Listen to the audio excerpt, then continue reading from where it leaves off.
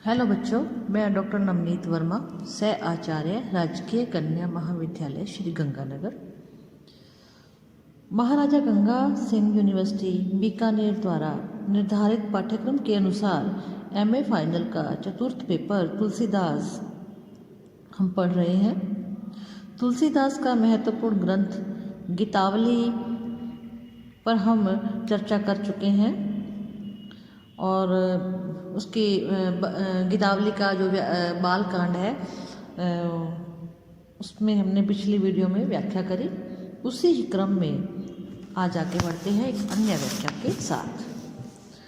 पटत पद पंकज ऋषि रवनी, भई है प्रगट अति दिव्य देह धरी मानो त्रिभुवन छवि छवनी।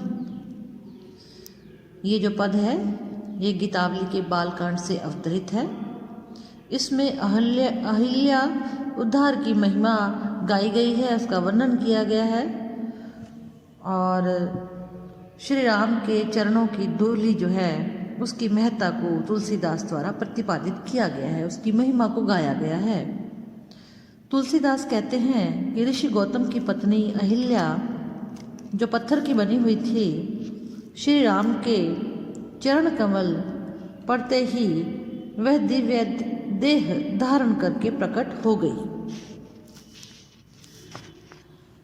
और उसे देखकर ऐसा लगता है कि मानो तीनों लोकों की छवि रूपी पुत्री ही प्रकट हुई हो।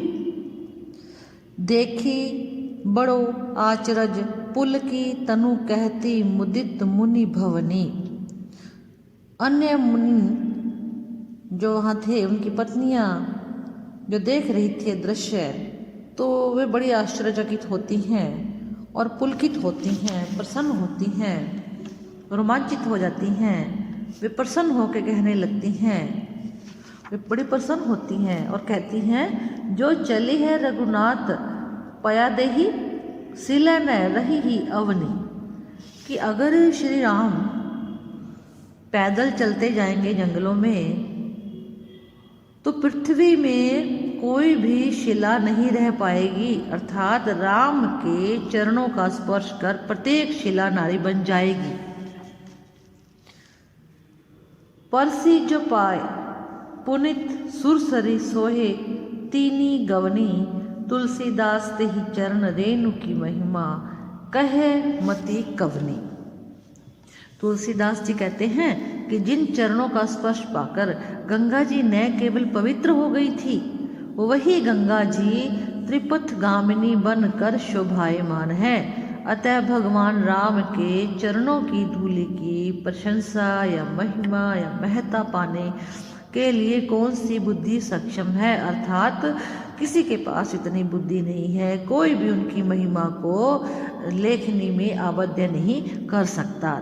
इसका तात्पर्य यह है कि भगवान की चरण धूलि की प्रशंसा किसी तरह से भी नहीं कही जा सकती है, उनकी महिमा अपरंपार है। इस पद में भगवान राम के चरणों की धूलि की महत्ता का वर्णन होने से भक्ति रस है, राम आलंबन है, माधुर्य रस है, साथ साथ माधुर्य और प्रसाद गुण है। धन्यवाद।